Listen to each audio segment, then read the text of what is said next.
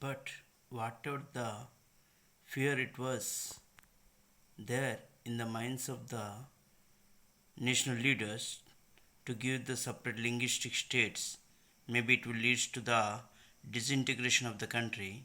Okay, this was not happen because but the experience has shown that the formation of the linguistic states actually made the country more united. Means they thought that in their mind they had a fear that if we'll give the separate linguistic state it may lead to the disintegration of the country, but what it make means actually it makes the country more united, and it has also made administration easier. Means previously if we compare when the Andhra Pradesh is joined with Madras totally, means it is a large area, means it's not easy to make the administration.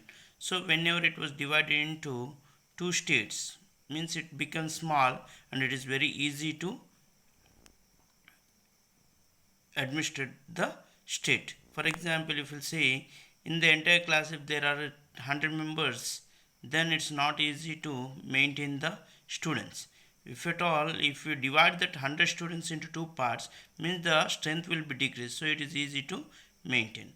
Okay, means for the administration purpose also they will divide the state. Okay, means when the states are divided, the administration also will become the easier.